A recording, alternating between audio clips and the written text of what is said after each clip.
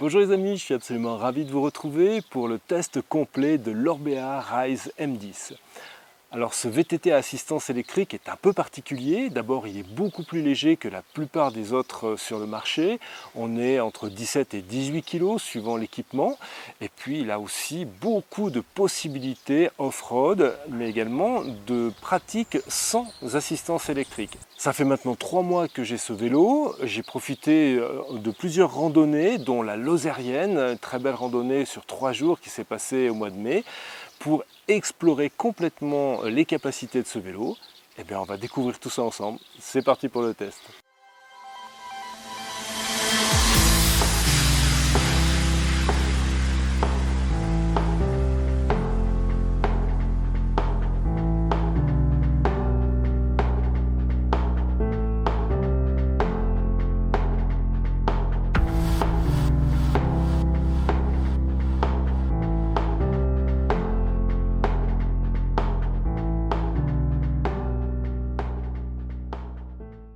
Alors après cette première prise en main rapide mais déjà pleine de promesses que nous avons réalisée au mois d'avril avec Alex, mon copain de Cycle Expresso et que vous pouvez retrouver sur la chaîne, nous sommes partis pour cette randonnée sur 3 jours à la Lozérienne pour voir ce que ce VTT avait dans le ventre. Alors j'ai choisi cette randonnée parce qu'elle présente une particularité, c'est d'avoir 3 jours très différents à la fois en termes de parcours, de paysage mais aussi de difficultés rencontrées.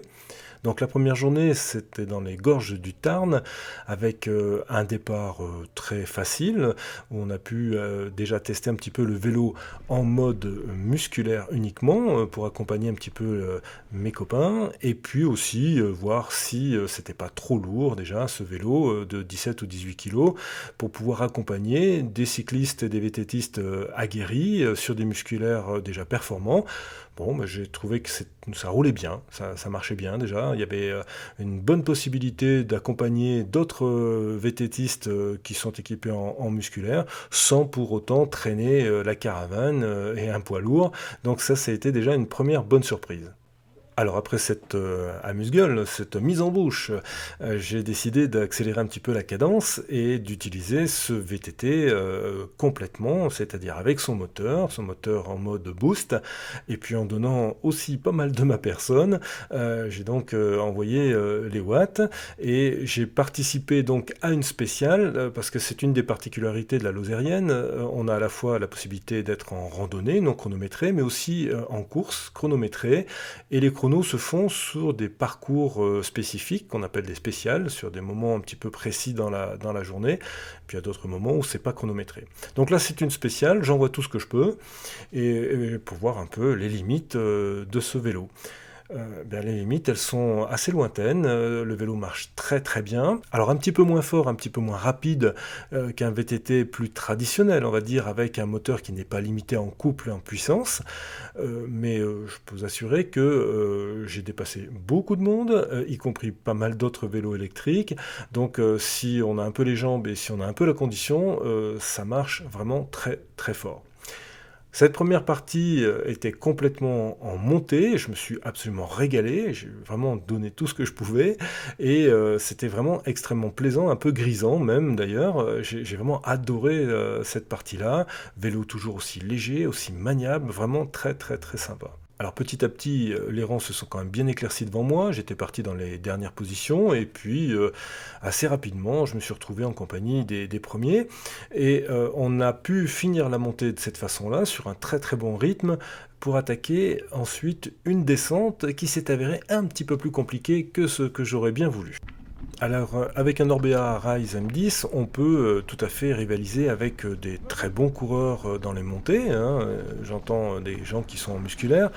En descente, ça dépend plus de votre habileté, donc faut pas hésiter, comme je viens de le faire, à laisser passer les fous furieux qui cherchent à gagner la course, mais on est quand même sur un vélo léger, maniable, avec de très très très bonnes suspensions. Vous voyez, là j'en vois quand même assez fort, et on peut dire qu'on est déjà sur un vélo type enduro qui permet de se faire extrêmement plaisir dans les descentes, de faire des sauts, d'aller vite, sans prendre de risques inconsidérés. Non, c'est quand même là aussi un vélo très très polyvalent.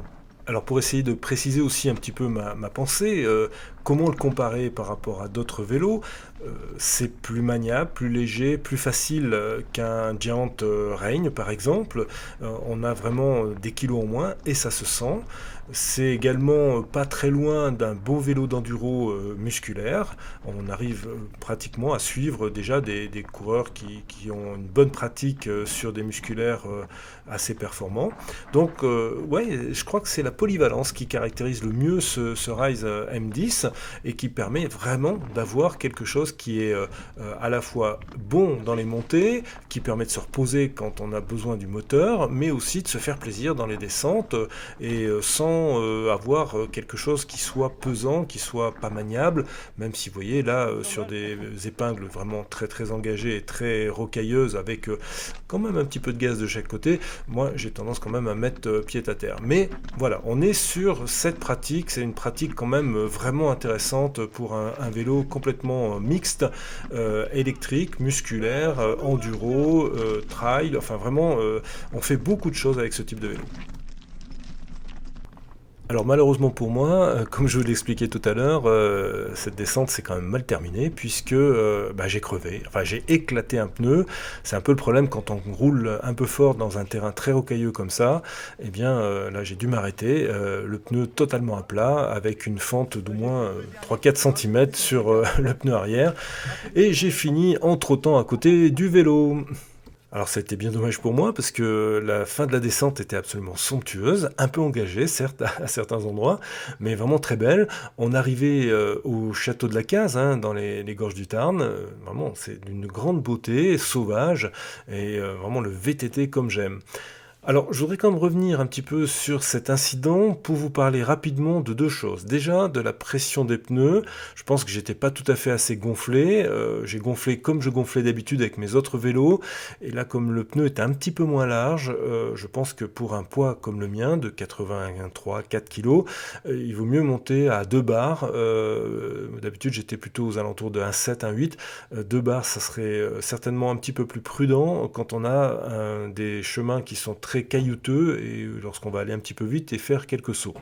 Ça, c'est la première chose. Deuxième chose aussi dont il faut prendre vraiment note, c'est le type de pneu, non seulement sa largeur, parce que là, les pneus d'origine ne sont pas forcément aussi larges que d'autres VTT AE, et puis aussi le profil.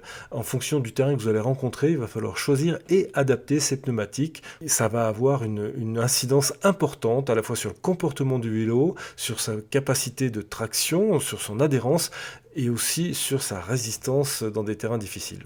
Alors après avoir réparé, non sans mal d'ailleurs, ce pneu arrière, je reviendrai, je pense, sur les réparations de pneus tubeless et le gonflage sans compresseur, c'est toujours une misère. Eh bien, nous sommes repartis pour une très belle boucle autour de Masgros, toujours en Lozère. Alors avec une première partie assez roulante, et je savais que j'avais donc une distance assez longue, un dénivelé important. Et comme j'étais également au milieu de vélos musculaires, il y a certaines pentes que j'aurais pu monter en pédalant, et là il a fallu que je pousse un petit peu, il y a quelques bouchons à certains moments. Le paysage toujours absolument magnifique, mais vraiment très très beau et très différent de la veille, avec des grands plateaux, des grands espaces, un parcours un peu moins accidenté, tout au moins le matin, et vraiment avec des points de vue remarquables. Alors j'ai profité de cette deuxième journée que je savais longue avec un fort dénivelé pour tester totalement la batterie interne du Rise. Cette batterie fait 360 watts à comparer des 600, 625, voire plus de 700 maintenant qu'on a sur ce que j'appelle les gros VTT AE, hein, ceux qui ne sont pas limités en couple en puissance mais qui pèsent beaucoup plus lourd. J'ai donc décidé d'utiliser cette batterie interne sans prendre l'extender, hein, la batterie supplémentaire, en mode éco, tout le temps, y compris, comme vous le voyez sur ces images, dans des passages un petit peu trialisants, qui demandaient un petit peu d'énergie. Je suis resté en mode éco. Alors je n'ai pratiquement jamais mis pied à terre, c'est passé vraiment impeccable, avec quand même quelques fois j'ai utilisé le vélo sans moteur quand les montées le permettaient ou en faux plat. avec une fatigue somme toute raisonnable pour une journée complète de vélo, hein, 6 à 7 heures de pédalage, ça laisse quand même quelques traces. Et je suis revenu à mon point de départ, à Masgros, après vraiment une balade très belle, très variée. Et alors là où ça devient bigrement intéressant, c'est que regardez, 63,5 km, 1790 mètres on va dire, entre le GPS et Strava de dénivelé, c'est quand même pas rien. Et il restait encore 8% de batterie. Vraiment, j'étais super content.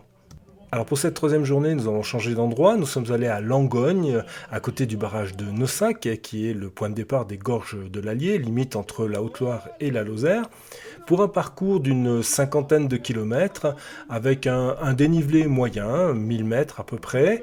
Donc là, j'ai utilisé le vélo dans toutes les configurations, c'est-à-dire que il m'est arrivé de pédaler sans moteur, d'utiliser le mode économique, le mode trail intermédiaire et même le mode boost de temps en temps quand j'étais un peu fatigué, sur des singles qui étaient plutôt faciles, avec quelques montées un petit peu plus difficiles, mais dans l'ensemble c'était vraiment un terrain très roulant.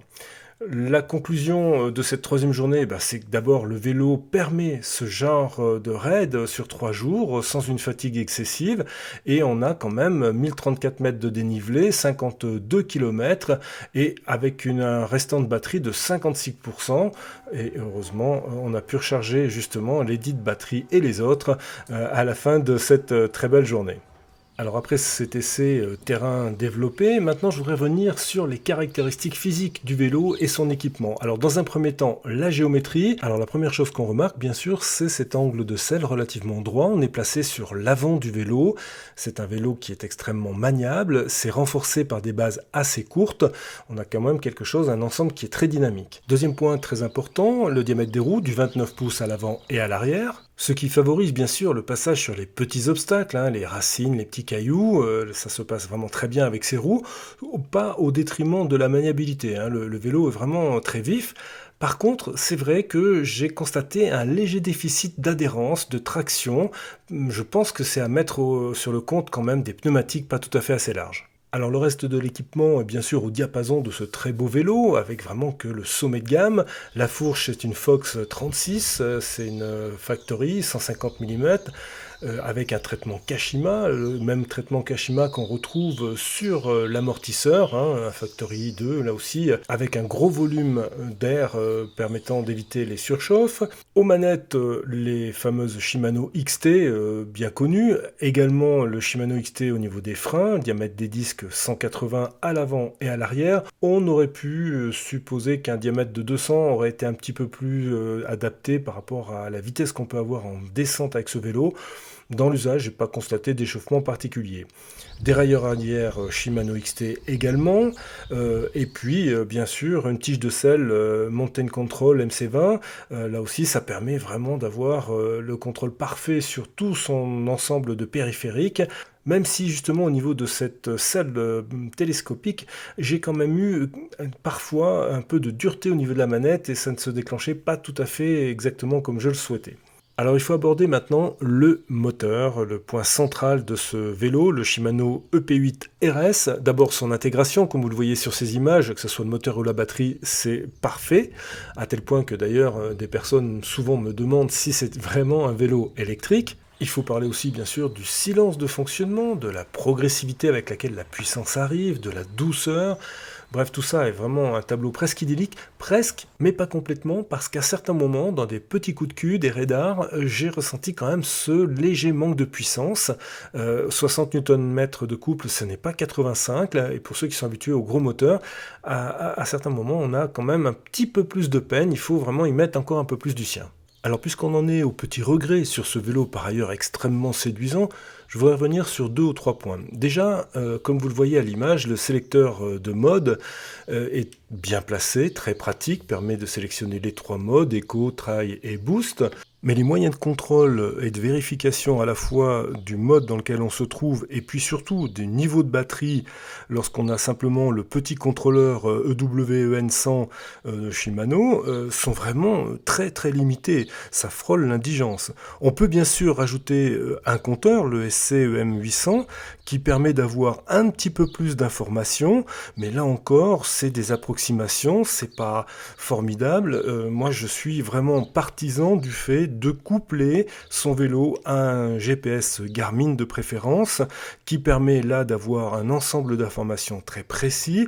Il affiche le pourcentage de batterie restante de façon tout à fait exacte, mais également le mode d'assistance dans lequel vous vous trouvez, le pourcentage de puissance que le moteur va délivrer.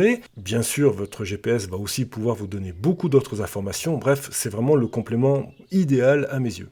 Mais il est également presque impossible de faire l'impasse sur l'application Shimano eTube Project, parce que d'abord pour changer de profil d'utilisateur, vous en avez 2 à votre disposition, vous êtes obligé de passer par cette application. D'ailleurs, il y a un bug entre l'application sur smartphone, en tout cas sur iOS, sur iPhone, le Garmin 1030 que je possède et le vélo. On ne peut pas coupler les 3 en même temps. Il faut choisir, c'est soit l'application sur l'iPhone, soit le GPS. Quand on met le tout, ça bug et il y a des déconnexions. Pour changer le profil d'utilisateur, on est obligé de passer sur son smartphone et ensuite choisir le profil 1 ou le profil 2. Par contre, une fois que l'on a choisi ce profil, on a donc 3 modes à notre disposition, économique, trail et boost, et dans chaque mode, on peut régler le type d'assistance, le couple et le démarrage de l'assistance. C'est très précis, très pratique, c'est efficace, on peut vraiment choisir sa consommation, son type de réponse rapide ou plus lente du moteur, et le couple maximum délivré, autrement dit la puissance. Alors BH a fait le choix d'un vélo très épuré, sobre, ça va bien avec la légèreté de ce VTT-AE. Il n'empêche que des informations sur la batterie, tout au moins, bien lisibles, auraient été bienvenues sur un vélo de ce prix-là. Alors à qui s'adresse ce Ryzen 10 d'Orbea? Eh bien, principalement aux sportifs, ça c'est certain. Les Espagnols ont voulu avoir un vélo qui ressemble à un vélo musculaire, qui permet d'aller plus loin, un peu plus vite, et surtout d'avoir une continuité d'entraînement. Ça permet vraiment d'avoir des repères assez semblables au musculaire. Pour le reste, c'est aussi un vélo qui permet d'aller se balader et surtout avec 17-18 kg suivant un petit peu l'équipement, on a quelque chose qui est vraiment notablement plus léger. Alors ça se sent bien sûr au niveau du portage, ça se sent dans les manipulations. Si vous voulez mettre votre vélo dans une voiture, sur un porte-vélo, plutôt que 25 ou 26 kg, croyez-moi, ça fait vraiment une grosse différence. Donc ça c'est très bien. Et puis aussi bien sûr dans les singles, dans les marches à sauter, dans les petits sentiers de montagne, bref, tous ces passages techniques où là il fait valoir de très très belles qualités. Mais là encore, j'insiste, ne vous trompez pas, c'est pas un vélo, un gros vélo d'enduro avec un moteur très puissant, un très beau couple, un vélo qui demande une action musculaire non négligeable si on veut en tirer la quintessence. Voilà les amis, et bien écoutez, sur ce, je vous dis à très vite pour d'autres tests, et on va en particulier continuer d'évaluer l'autonomie dans les différents modes. Je vous en ai déjà parlé un petit peu dans ce film, mais on complétera parce que c'est important. On va voir que suivant les modes, suivant les assistances, on peut avoir des autonomies qui varient énormément. Allez, à très bientôt, ciao, bye.